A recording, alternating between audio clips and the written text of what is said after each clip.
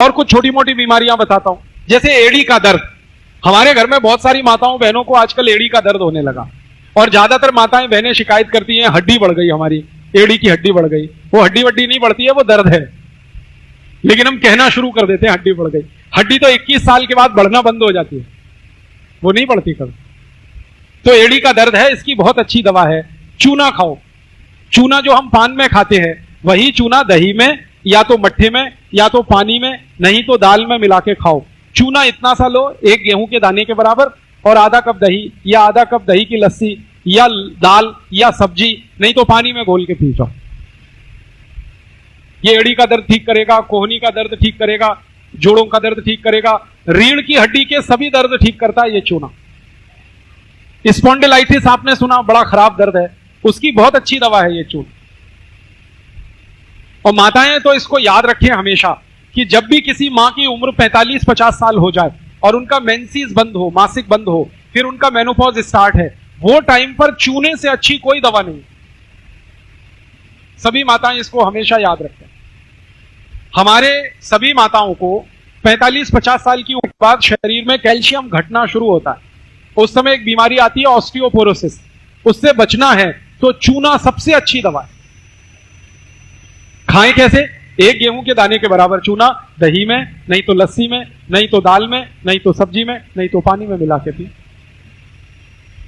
और माताएं इस बात को याद रखें, बहनें याद रखें कि जब भी कोई मां या बहन गर्भवती है, प्रेग्नेंट है, आप उसको ये रोज चूना खिलाते रहो, इतना ही गेहूं के दाने के बराबर, और पूरे 9 महीने खिला दो तो बच्चा एकदम स्वस्थ और तंदुरुस्त पैदा होगा। ना मां को तकलीफ होगी ना बच्चे को तकलीफ होगी, और नॉर्मल डिलीवरी होगी। और कई माताओं को शरीर में खून की कमी है, उन सबको बोलो चूना खाना शुरू कर दें, खून भरपूर बनेगा।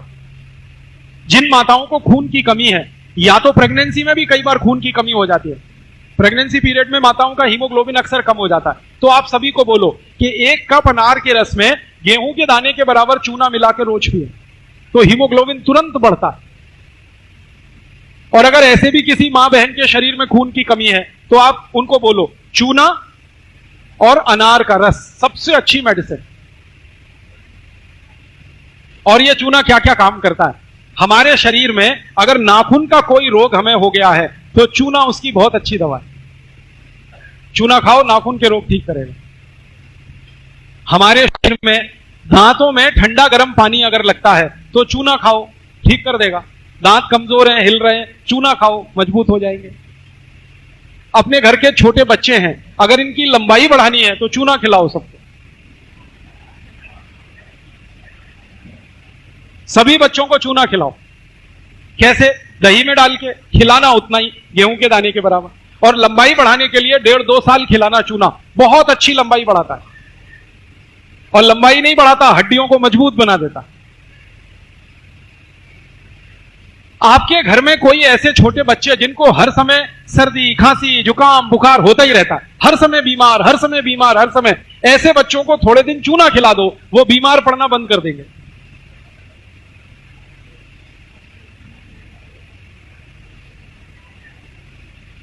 बहुत बढ़िया दवा है ये चूना। आपके शरीर में 70 बीमारियां अकेले चूने से ठीक हो जाती हैं।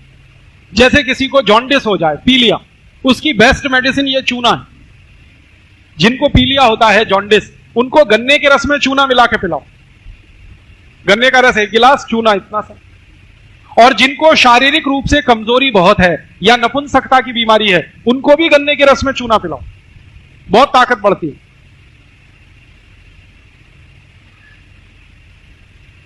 ये चूना और क्या क्या काम कर देता है? मैंने देखा कि भगवान का दिया हुआ ये सबसे सस्ता मेडिसिन हमारे भारत में प्रचंड मात्रा में हर जगह है। 1 रुपए का चूना मैं घर में लाता हूं, 2-4 साल चलता है। 1 रुपए का एक चूने का पत्थर मैं खरीदता हूं, पानी में डाल के उसको रखता हूं, 15-20 दिन बाद वो पूरा गल जाता है, चूना नीचे बैठ जाता है, पानी ऊपर आ जाता है, फिर उसी में से थोड़ा ले लेके खाते रहो, 2-4 साल चलता है। पानी में कम हो जाए और डाल दो, और कम हो जाए और डाल दो। इतनी सस्ती तो कोई दवा नहीं। और चूने का माने कैल्शियम, और कैल्शियम हमारे शरीर का सबसे मुख्य पोषक तत्व है। अगर शरीर में कैल्शियम कम हो जाए तो 70 बीमारियां आती। तो चूना दे दो, कैल्शियम की पूर्ति हुई, 70 बीमारियां ठीक हो जाती। मैं सबको कहता हूं चूना खाओ, चूना लगाओ मत कभी किसी को, ये खाने के लिए है, लगाने के लिए नहीं। बस एक सावधानी रखें कि जिनको पेट में पथरी बनती है या पथरी बन गई है वो चूना ना खाएं। अब पेट में दो जगह पथरी हो सकती है, या तो गॉल ब्लैडर में, पित्त की थैली में, और या तो आपकी किडनी में, गुर्दे में। तो अगर पथरी की शिकायत किसी को है वो चूना ना खाएं, बाकी कोई भी खाए। और मेरी एक सरल सुझाव है, अगर आप अच्छा माने तो करो इसको। घर में जो पीने का पानी भरते हैं ना, रोज उसमें चूना डाल दो, तो जो पिएगा सबको मिल जाएगा। और चूना जो है ना पानी को शुद्ध करता है। बिहार के पानी में मैंने देखा है थोड़ा आयरन ज्यादा, तो ये जो अतिरिक्त आयरन है ना, इसको बैलेंस करने की ताकत चूने में है।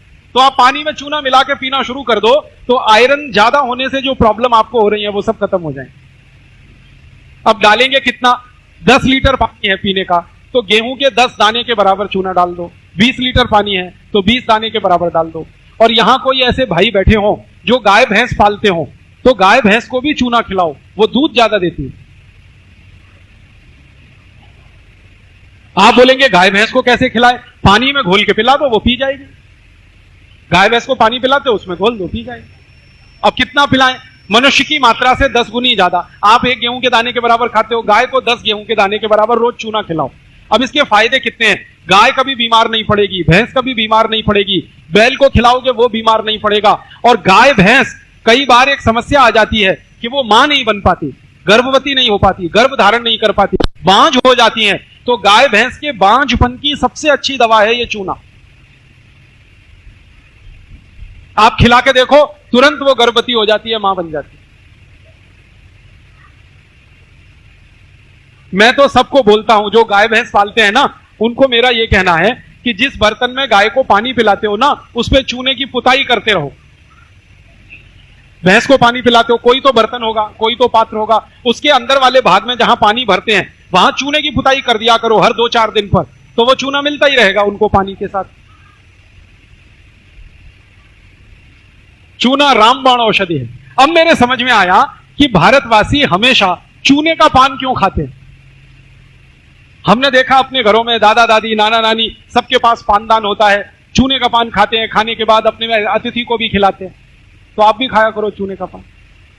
ये चूने का पान एक साथ कई बीमारियों के लिए बहुत अच्छी रामबाण दवा है। चूने के पान का मतलब है वात पित्त कफ तीनों संतुलित होना। चूने का पान खाने का ये मतलब। पान जो है ना, पित्त और कफ को संतुलित करता है, चूना वात को संतुलित करता है। तो भारतवासी कितने इंटेलिजेंट हैं कि उन्होंने ये चूने के पान की परंपरा डाल दी। इतनी होशियारी है, इतनी अकल है हमारे लोगों को। और मैं तो देखा है कई घरों में बेटी की शादी में पानदान देते हैं दहेज में, तो वो चूना लेके जाए पान के साथ। बस इतना ही ध्यान रखना कि पान खाओ तो चूने का खाना, कत्था मत लगाना। उस कत्था नकली आता है और खतरनाक। खाली चूने का पान खाते रहो, 20 नहीं 70 बीमारियों से बचे रहोगे हमेशा।